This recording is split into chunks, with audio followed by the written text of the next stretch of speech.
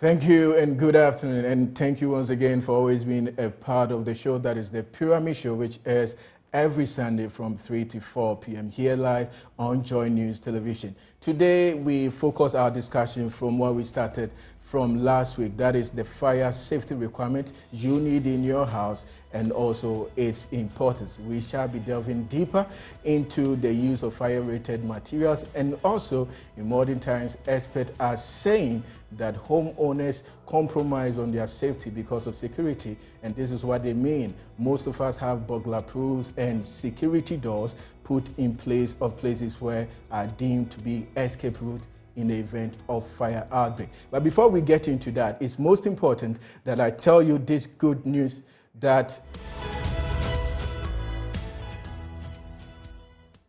hello, good afternoon. This is the Pyramid Show here live on Joy News Television. Today we continue our discussion from last week, which was fire safety requirements in your house and it's important. Now, today we are going to delve deeper into the use of fire-rated materials so that in the event where there is a fire outbreak situation in your property, you will know how long it's going to take for it to get raised to the ground. Also, we shall be paying attention to what experts have been saying, that in modern times, most homeowners and building contractors compromise on safety because of security. And this is what I mean. Most of us have burglar proofs and we use security doors in places where are deemed to be escape route for people to use in the event of fire outbreak. But before we get into this discussion, let me tell you about this good offer coming from Star Properties. Now, Star Properties, in partnership with Advanced Construction and Development, like I always say, have put together a new community within the Lakeside community. It's called Lakeside Community 8. What is so special about this community is that you are guaranteed a 24/7 security surveillance, and also this community is actually gated. You have a high-speed MTN fiber internet connectivity. Above all, 3 recreational parks right within this community where you get to have a wonderful vacation and leisure time with the family and loved ones. So call us on this number 050-127-9284, 050-127-9284, or send us an email at viglo@silverstartowers.com. That is viglo@silverstartowers.com. For further inquiries, visit our website silverstartowers.com. Now, water, we know, preys on most buildings and properties. When I'm talking about properties, I'm mentioning that it's buildings. You are talking about septic tanks, swimming pools, basement of high-rise buildings. The ultimate solution for this is the use of Zypes waterproofing product. Zypes waterproofing product just doesn't waterproof your building. It also protects the building elements such as the reinforcement bars, what you normally say iron rods, also protects it against the attack of soil. Now remember, even in extreme conditions such as waterlogged areas or places with high rise water tables or waterlogged areas, you can use Zypes to construct your property and your building wouldn't be a prey to the water. So call us on this number, that is 0302-681581, 0302-681581, or also reach us on this number 0208-110328, 0208-110328. Now to find us, you locate us at Farisco, that is around Adabraka. Now for the purposes of the show, I always tell you that you are a part of this program and your input is very, very important on this show. So take the WhatsApp number, also the same time, the SMS number to send in your thoughts, your comments, and make your contribution. The number is 050-0500-180-697, 0500-180-697. This is the Pyramid Show. We take a break here.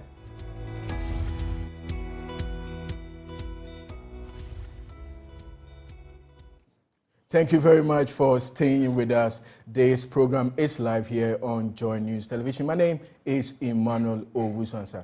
My guest in the studio, that is Divisional Officer Grade 1, that is Michael Atokosa, Deputy Director, Fire and Safety, Divisional Officer Grade 3, Desmond Aka, Deputy Public Relations Officer, all from the Ghana National Fire Service. Gentlemen, officers, thank you for making time to be with us. And today, I hope I'm not going to be charged because I have your ranks right? Sure. Here. Sure. I mean, okay. So a brief of our discussion from last week. That's a typical recap. And my question is my question goes out to you, DO1, that is COSA. Explain to us, just give us a brief about fire safety and its importance during the design phase of the building, and also its required measures during the construction stage itself. Yes, thank you very much, Ima. We want to greet your viewers, and we thank them and thank the management for this opportunity. Yeah, safety, we said that it's a set of practices intended to reduce the destruction of destruction caused by fire. And having mentioned practices are just a manifestation of knowledge on how to manage risk, all right? Manifestation of knowledge, and it's a mental state. It's supposed to be part of you, all right? And having that done, then you would be able to identify fire risk. You will be able to assess, do an assessment, having identified the risk, and you'll be able to control and monitor. Having been able to identify, then you should be able to know the sources of heat, all right? Source of heat that could get to a level that could create fire, all right? Sources of heat. Because you'll be surprised to know that about 95 to 96%, 100% of the fire outbreaks we have responded were as a result of somebody introducing heat. So if you are able to identify, then you are able to go. Then doing assessment has to do with being able to know the people at risk, all right? If you are able to know the people at risk, evaluate it, all right, and see how they will react should an outbreak of fire happen. Okay. Talking about the demographics, distribution, the physical nature of the people, how they will react when fire break out.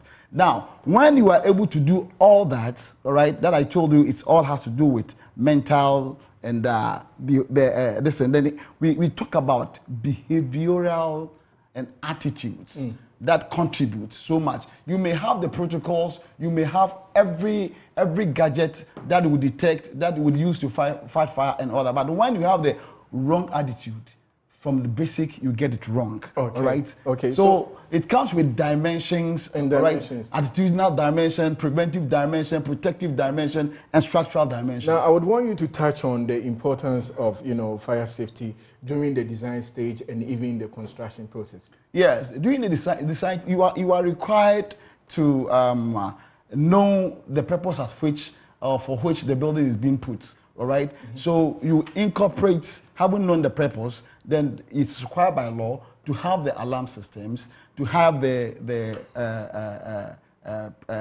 protective systems, and to have the exit. That has to do with the structural design. All right. The structural design has to do with the exit and the exit width.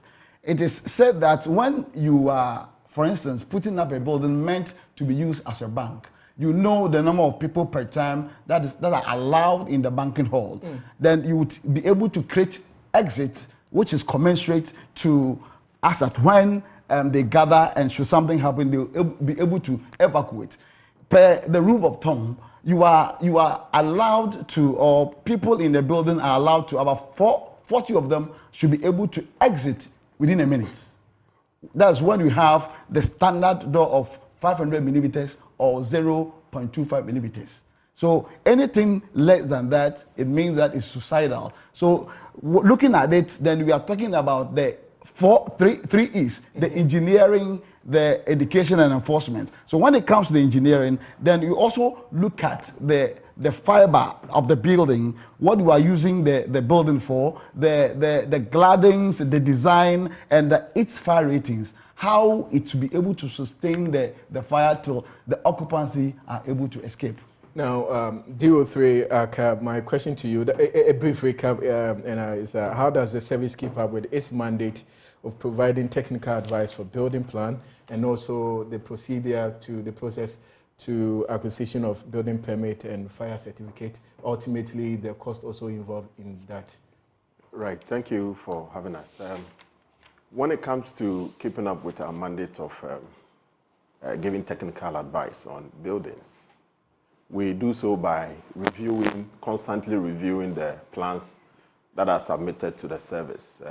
One sure way of also engaging ourselves in that role is by way of training our men who are inspectors, who have been mandated to go around to check on violations and then recommend appropriate, let's say, solutions to the violations that are seen on the field. So we do that by constantly reviewing the drawings that we receive, and then also expecting feedback from our clients, those who engage us on fire certification.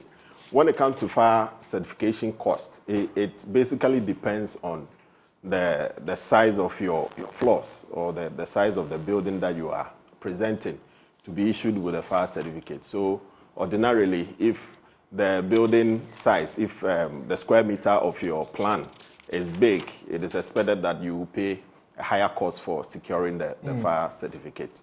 And so for giving you a standard fee for acquiring the fire certificate will be very difficult. It's basically about your plan and all the other adjoining requirements. But I mean, it's the parameters that influence the cost.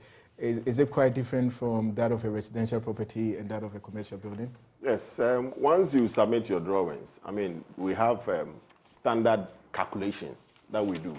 So if, let's say, for every floor, there is a unit price that goes with that calculation. And then there is also a standard, a constant. That is, we divide by a certain constant per square meter. So once your floor area, we are able to calculate and get your floor area, those computations are done, and we are able to determine exact cost of your fire certificate.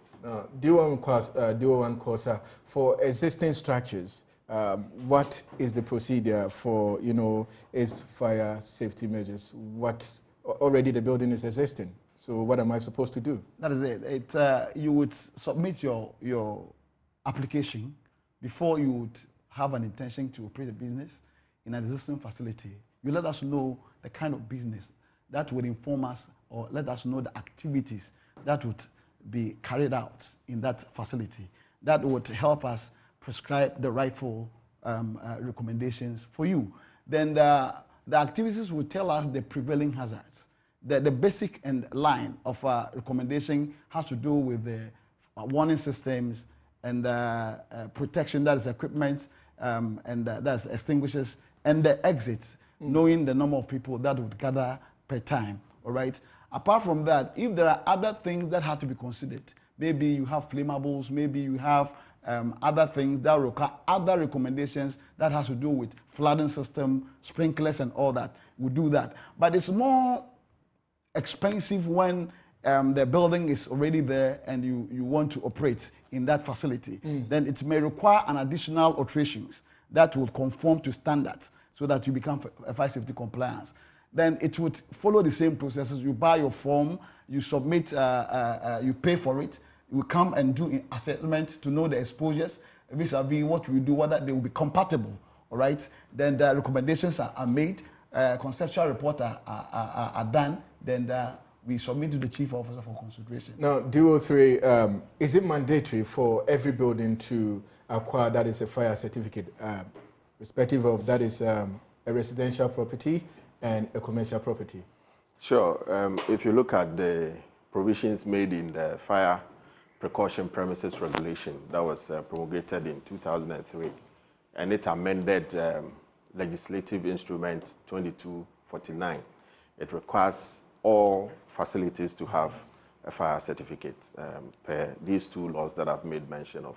So public residential and then private residential accommodations are expected to have fire certificates on their premises. So by so doing, before a fire certificate is issued, the service would ensure that your means of escape are adequate. We also ensure that your firefighting means, that is provision of fire extinguishers, the sprinkler systems, and all those firefighting means are also adequately made, or they meet our local standards or code.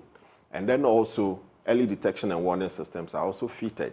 And then we are also mandated to check for your alternate water supply in the premises, so that when we come in an event of, let's say, running out of water or in needing water, we may have to fall on your installed water capacity to be able to deal with the fire situation. Now, you just heard from DO3 Accra. He says that it's mandatory to have all these fire safety equipment in your house. So tell me, with that rental apartment you are in, do you have all these things installed by the landlord or the landlady? Share with me, send me your thought, or send me your answer to 0500 180 697, 0500 180 697, and we shall be reading them in a few minutes. So, but DO1 Kosa, last week you made mention you arrested quite a number of people failing to have, comply to the fire safety, measures in their building.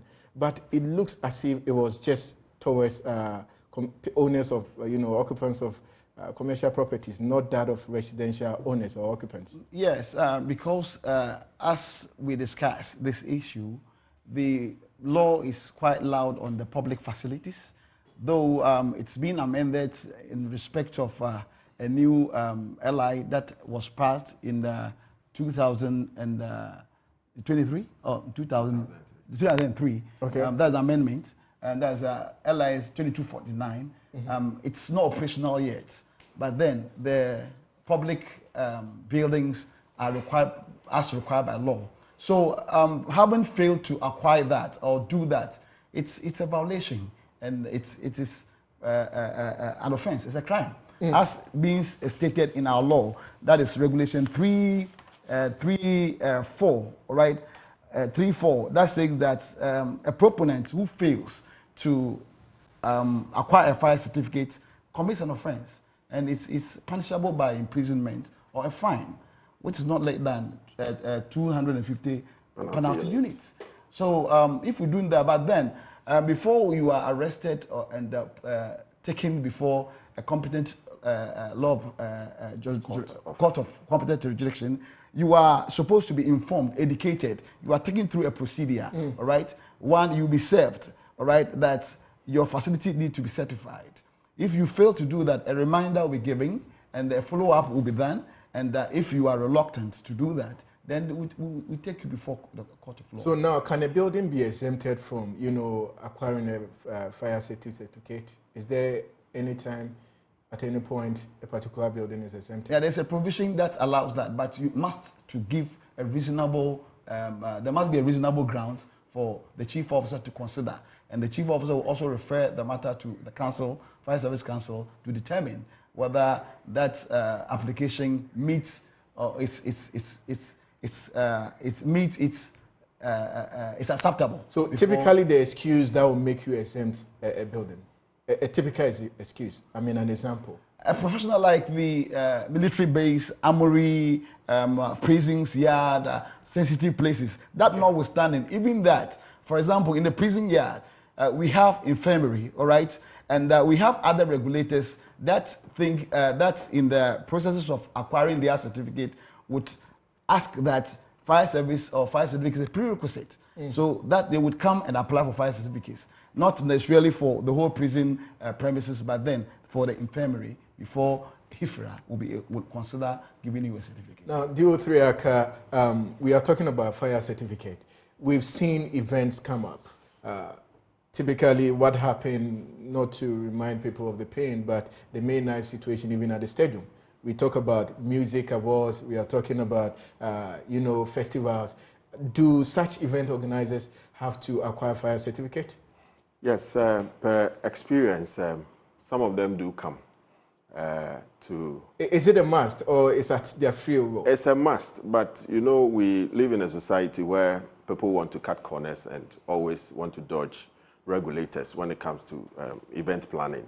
So what they do is that those who approach us, we ensure that their space, wherever they're going to have their event, is adequately safe in terms of car parking, in terms of ensuring that there are enough spaces for people to maneuver when it comes to maybe evacuating them and all that. So those provisions are made and ensured at the event grounds, such that if there is any emergency, quickly we are able to activate our evacuation plan and then to allow a lot more people to escape without getting hurt. And then also their parking lots, we ensure that they park in such a way that if there is any emergency and people would have to move out, it makes it easier for them. Mind you, we want to draw the attention of people to the extent that such places too, they require us to grant them fire certification. So in granting them the fire certification, we ask for the use and all that. So one, we ensure that the place is earmarked to facilitate easy escape of people in case of emergency. And then also the material occupancy too. In terms of any fire emergency, the impact is quite reduced so that we don't have so much losses. So in planning events, it is important that all events managers or organizers should liaise with fire service so that we can come and ensure that all the safety requirements are put in place. Now, to elaborate, by standards, there is something we call pre-event conference or meetings where even wardings are selected and rules are defined. Before the event, you know what you are supposed to do. And the wardings pictures are displayed conspicuously. So that should something happen, you know this is a warding. And so let me also add that it includes the churches, especially when we are getting to the end of the year, which is all watch night and all night services where the room is packed, even where the accesses are blocked and all that. Please, we are advising them during such events, contact fire service to help you manage or organize the program so that we'll be devoid of any. Now, to clear doubts and to make an emphatic statement, can an event be stopped for failing to, acquire a fire certificate for the program they are doing because of the premises? One, for your refusal to contact the Ghana National Fire Service for an assessment to be conducted, all right, it's an offense. That alone is an offense. So if you go ahead, let's assume without admitting that you are not aware, and we chanced on you getting or organizing the program, and it is established that there are violations and all that, we will contact the organizers, stop it, and make sure those hazards and risks are corrected. Then before you can continue your program. But it's an offense. We will frown on that. Or the law you can stop the event. We can stop the event. Right there. Right there. What and get you arrested? The event organizer refuses to allow the inspectors from the fire service to go into the premises, the building? It is also an offense. Let me read. I mean, when we were young, the people we used to call tankers, and our mothers will lock, their front door because they do not. Let me read a provision made in this act, in this law. It said, obstruction of a fire inspector. A person shall not under this regulation, all right, prevent an inspector from performing his duty. So it's even with our residential homes, commercial properties, you are. That's why by this law, it's so loud on the public premises, but not the private premises. So the private person can stop you from entering the house. If normally they invite us to come and inspect, you can never invade their privacy. You can, unless he has invited to do that. But on the public premises, you are.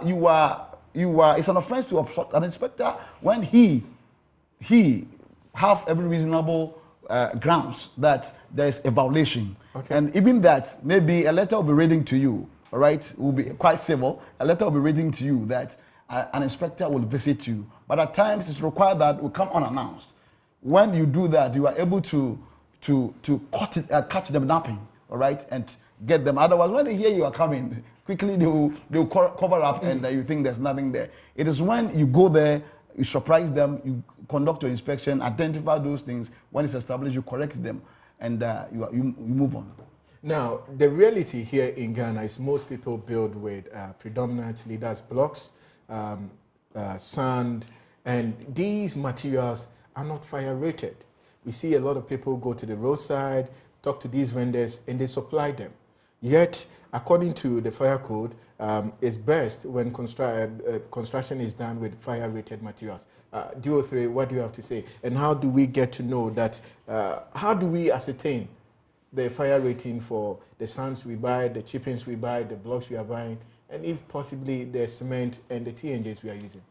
Yes, if you look at the fire rating materials out there, the standards are rightly prescribed.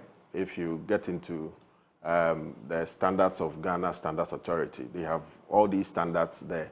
Even the National Building Regulation also has some provisions for even mixing and to create these concrete blocks and what have you. So the standards are there. But the problem is that, are we engaging the services of qualified engineers, contractors, artisans, and all that in putting up our structures? If we are engaging such people, that is when they would ensure that the standards are met. And you know, once the standards are not being adhered to, then it means that we have to, as stakeholders in the built environment, we have to put our acts together and ensure that the laws are enforced to the latter, now, so as to clamp down. To be more emphatic, blocks. We buy blocks almost all the time. And buying them, I've never seen the fire rating, rating on them. So what do I do? It's very difficult to kind of get the fire ratings on ordinary blocks that are manufactured by the manufacturing companies. But there are other things that you can do to protect these blocks. For instance, if you want to put up a structure, let's say the brick house, those bricks are subjected to heating, and they go through a lot of tests before they are eventually made. So in putting up structures with such materials, I mean, there is some level of safety when it comes to your facility being gutted with fire. They are able to insulate the fire from spreading at a faster rate. Mind you, all the safety requirements that we are talking about is to, first of all, to keep, if there is a fire in the premises, is to be able to keep the fire from spreading so rapidly within the structure. So if you have a material which is fire rated, which has been coated, which has been encapsulated, let's say these concrete blocks could be encapsulated with some form of painting and then some form of coating systems to be able to preserve them, to be able to withstand fires for a certain duration, such that when there is fire or allied emergency, people could escape without being injured, without getting hurt, and the impact on losses of content would also be reduced. So the ratings we have to do a lot of collaboration and do a lot more enforcement in that area to get them done. Okay, so now you understand that it's important that during the time that you are purchasing or buying your building materials, you pay attention to the fire rating on them, because it has a lot of advantages to the occupant and their users. We take a break, the show returns after this.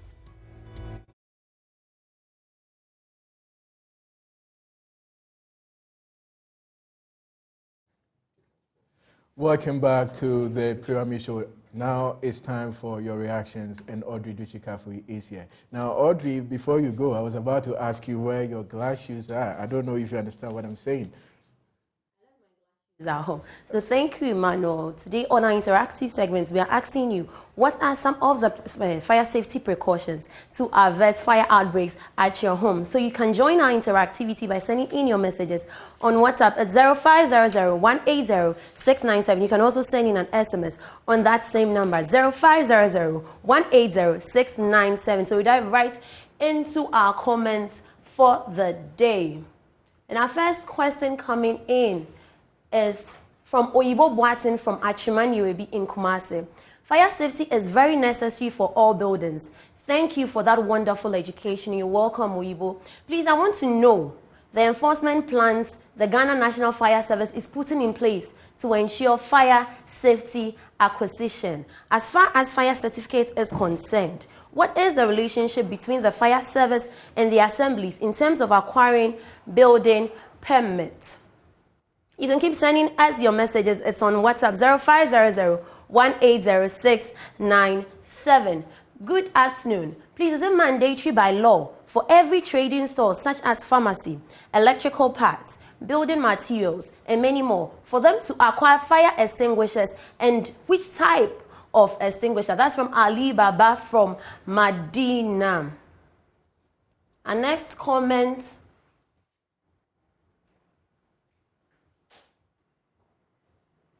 Keep joining our interactivity by sending in your messages. The number is 0500-180-697. My name is Edmond from Koforidua. Please, I wanted to know if Ghana National Fire Service considers the width of the corridor when it comes to the fire certificate. They talked about the width of the exits, but I didn't hear of the width of the corridor. Next, coming in from Kwame Bless Kodo from Wasada DSO. I'm enjoying your education. You're welcome, Kwame. Good afternoon. Please, what is the process to acquire the fire certificate? 2, what is the cost involved? 3, how long does it take? Thank you. That's from Ajiman from Dome Pillar 2. Good afternoon. Please, one can put up a building. One needs to acquire a building permit. If I'm being discussed as a law backing it. So I'm asking if there is a law backing it. Why can't they act as in the case of the various MMDC, writing stop work, produce permits, and the likes? That's from Edwin. Ghana National Service is doing well. I pray for continuous sponsorship package for continuous education. Amen. With the rating of Sankrit blocks, I think the state can now introduce a unit that would be in charge with the testing of blocks and certificates issued. What's the relationship between Ghana National Fire Service and suppliers of fire equipment and suppliers as what is the relationship between Ghana National Fire Service and suppliers of fire equipment? Can it expire? So that will be all for the interactive segment. You can keep sending in your messages. It's on a WhatsApp or SMS number 0500-180-697. Emmanuel. Thank you very much, Audrey Dushi Kafui. Thank you so much. Now, coming back to the round table. So let's answer some Yes, the offenses and the steps the Ghana National Fire Service is taking to ensure that property owners and proponents are compliant in respect of fire certificate acquisition. In the LI 1724, that is 424, saying that a person who fails to obtain a fire certificate for premises listed under Regulation 1 commits an offense and is liable on summary conviction to a fine not exceeding 250 penalty units or to imprisonment for a term not exceeding 12 months. Okay. And what are the listed facilities? And it talks about public residential accommodation for the purpose of entertainment, recreation, or as a club, as a place of work, an institution providing health treatment or care for infants, disabled, or aged persons, for the purpose of teaching and training or a research. These facility mentions are by law supposed to get a fire certificate. So if you fail to do that, it's an offense punishable by law. Okay. So what we are doing now is that we have gotten to where we have educated enough. We've gotten to realms where we are about enforcing. So we are in coming days going to inaugurate our task force, and that is what you see, the band here, to ensure that. Okay. I think I did this last week, but I would be doing it again. Property owners. It says Fire Safety Task Force. Yes. So once you see this on the arm. Yeah. Yes.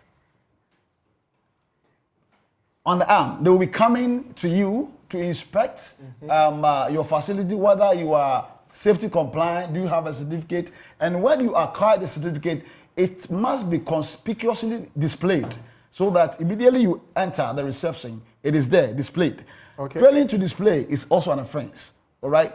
Not only checking the certificate to find out whether your equipment is adequate, to find out whether the people in there are well trained to be able to handle the equipment, and whether they know how to conduct themselves in an event of an emergency. Okay, DO3Aka, some of the questions. Yes, somebody asks, is it mandatory for every trading store or facility to have fire extinguisher? Yes, as it is required by every facility to acquire a fire certificate, so is it for such premises to also have fire extinguishers.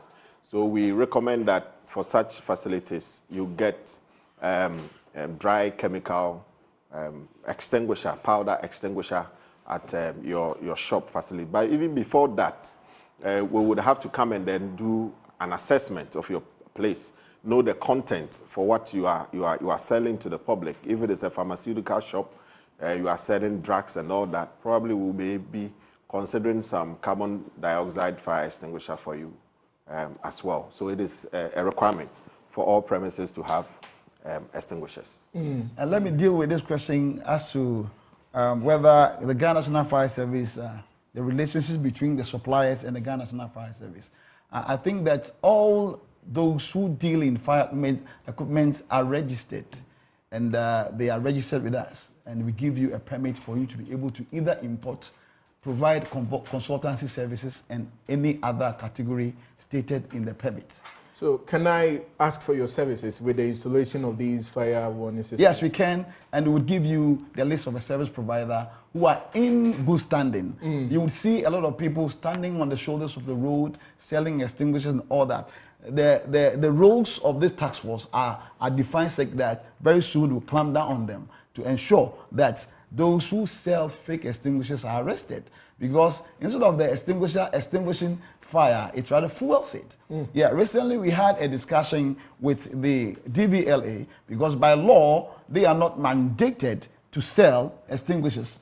The extinguisher they sell must be brought to Ghana National Fire Service to the Technical Advisory Committee to certify it. So we had a discussion with them, drew their attention to it, and apparently they were not aware. They were trying to talk about the laws that is regulating the road traffic and all that. But then, in our law, it's only everything that has to do with fire belongs to fire service. All right?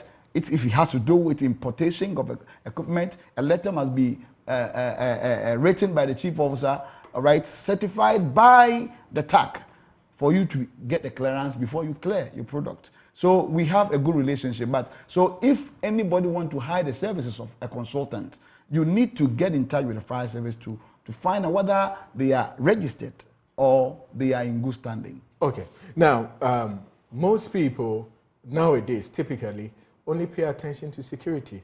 So we find a lot of houses with burglar proofs in place. You also see, security doors being used recent times. And per my understanding and reading, I'm told that is wrong. Yes. From our statistics, let's say for the past 2 or 3 years, we've recorded a number of people losing their lives through this, behind these hardcore burglar proofing, all because they are afraid of burglars or thieves coming to steal their wares. But the issue is that you can be secured, but not safe. So we want to throw the caution out there that it is important to be safe and secured at the same time. That is why Ghana National Fire Service is partnering with other institutions such as the College of Arts and Environment at KNUST to even come out with escape windows, because we've realized that most of the doors that we have in the system, depending on the severity of fire or the stage at which the fire is discovered, it makes it very difficult for people to escape. And most importantly, people tend to block other exits aside their windows. So what we are now seeking to do is to take advantage of the secondary exit, that is our windows. So if these windows are fitted with this escape windows or collapsible windows or facilities, that would make it easier for people to escape through such facility or by such means to the final place of safety. It helps to reduce the losses when these fires actually do occur. So we want to advise the general public to keep a balance between their safety and security, and then always contact fire service for such technical advice on these escape windows. Okay. So not quite too long ago, we were detailed by the Director of Safety, Daniela Mausi, Deputy, as directed by the Chief Officer, to conduct an assessment on all SHS boarding house facilities. And it's shocking to know that most of them are replacing the normal wooden doors with a security door, having security in mind.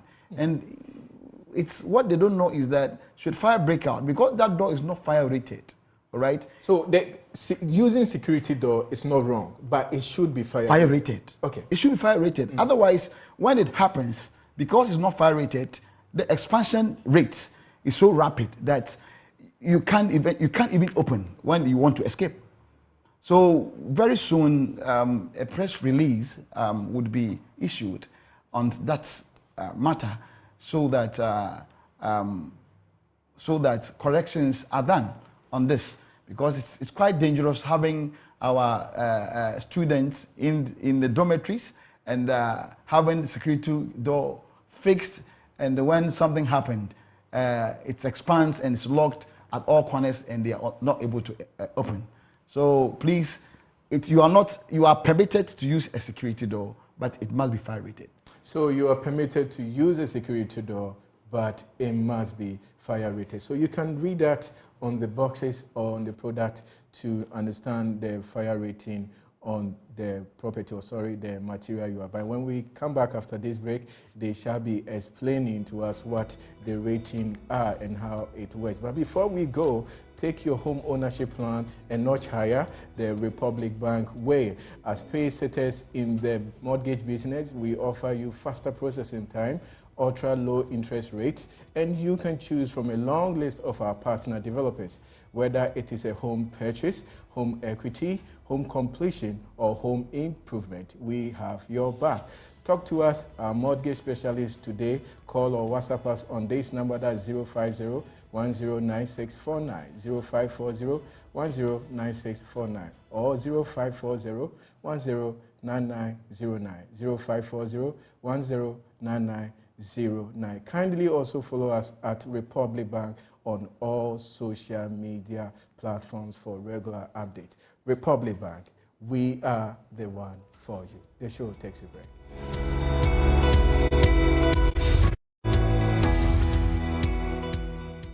Thank you for staying with us. Now, the expert will always advise you as a first-time homeowner, it's never right, it's not a prudent thing to do by using your own funding to build your house. And it has a lot of implications also on your finances. That's why I am recommending to you Republic Bank. They will give you the best mortgage to help you secure your house. So call them on this number, 0540-109649, 0540-109649, or 0540-109901, 0540-109901. Thank you very much. So, DO1, let me go on to DO3 with the fire ratings before I come back to you. Yes, so fire ratings basically talks about the ratings of materials after subjecting them to fire tests. So before materials are produced and released into the market, they are subjected to series of fire testing. So depending on how long the material is able to stay in fire, then it's given a particular rating. Sometimes they are coated, they are protected with paint and other coating systems to make sure that they are able to withstand fire for a specific period of time. So for you to be able to identify these materials, you need to check on them. So they have been categorized into groups. We have the class A or the class 1, which is rated between 0 to roughly about 26, meaning that they can withstand fire to about 30 minutes. So we have class 2 or class B materials. They are also combustible, but they can also withstand fire from, let's say, 0 to about 75. That is roughly about an hour or more. Then we also have others that can even go beyond the 1 hour rating. So they are there. All that you have to do is to look on the material. If it is a door, if it is a fire-rated door, you need to check on it. It is always embossed on it. That is CFSR. You will know the rating as to whether it is class A or class B or class C. And once, depending on the use or the occupancy of the structure, you go in for what will help you. Because we have already said that we need to protect life and to make it easier for them to escape. And such ratings are very good when they are incorporated in building. Okay, so from Amasaman, hello Albert. Sorry we lost Albert. You can also call to be part of the discussion. Actually, that is why it is crucial to have a fair representation of the fire Ghana National Fire Service at the sub-technical technical committee at the assembly level, and again the special planning committee at the assembly level. The sub-technical committee at the assembly is where plans, building plans are submitted for the discussions to be made, inputs to be made, and all that. But when it gets to the next level, which is the special planning committee, it is the discretion of the fiscal planner to co-opt Ghana National Fire Service in any other regulator, which I find very dangerous. I know the chief executive, Mr. Yeboah, a very fantastic gentleman. He's on the ground, he knows his job. And I think that if there is, I don't know there's any law that bars us from taking part in the approval level. If there's a law like that, it must be looked at. Otherwise, fire service, it shouldn't be the whims or caprices of any physical planner. But then we must take part in the decision making. Otherwise, the planning committee, a subcommittee will have a discussion. Certain things will be identified. Before we realize it is taken out there, it's approved, which could create problems. Okay. So please, let's have fair representation at that level so that we'll all be safe. DO3, okay. And then again, with respect to the LI 2249, which mandates private commercial buildings to have fire certificates, we also understand that a lot of the assemblies are not cooperating with our fire inspectors at the district level.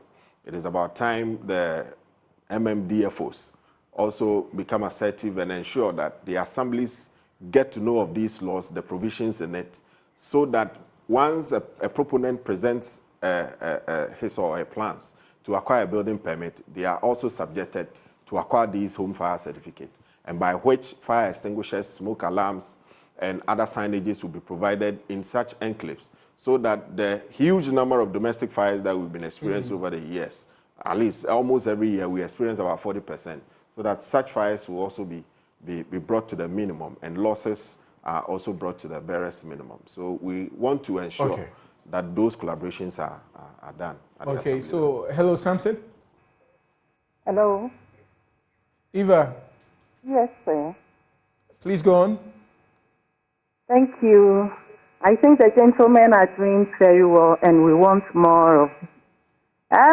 My contribution has to do with the rating, especially with the blocks. I think as a nation, it is time for us to have agencies that would be responsible for the testing of the blocks that are being produced in the country. So that once you go to the place to buy, once a test has been done and it is approved to meet the standard, a certificate is given to you whilst you are at the site. When the building inspectors come round, at least they can look through to know whether the blocks that you are using are of standard, so that we can meet the test rating. Thank you very much, Eva. Thank you. So, yes, even adding to that, it should not just be limited to just the blocks.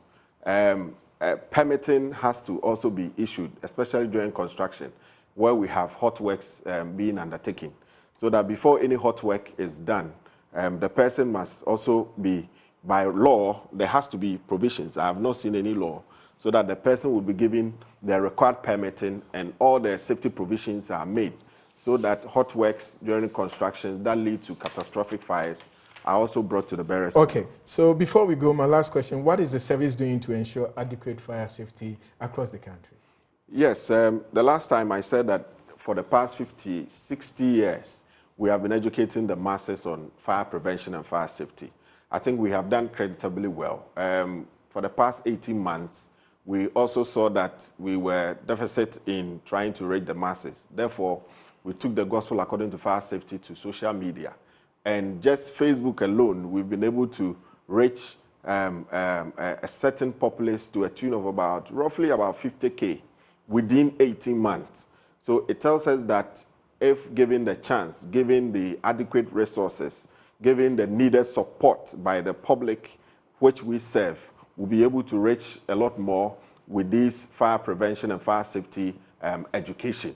And once we are able to educate the masses, to give them the requisite knowledge to be able to know how to be able to deal with fires when they occur, then they will be empowered to prevent these fires. Okay. And then also once we get to that level, we have then to be we wrapping do up. what we call the enforcement, because education without enforcement is entertainment. Okay. Therefore, we would want to educate the public as much as possible Okay. to be able to enforce the law. And at which point, we would not like any Abusuampanyini to come in his Okay. court to come and plead for Okay, clemency. thank you very much. Thank you very much. It's been an insightful discussion. A very big thank you to this Fire National Servicemen here. That is DO1, Divisional Officer Grade 1, and also Divisional Officer Grade 3, all from the Ghana Fire National Service. We'll be coming your way same time next week. Thank you very much.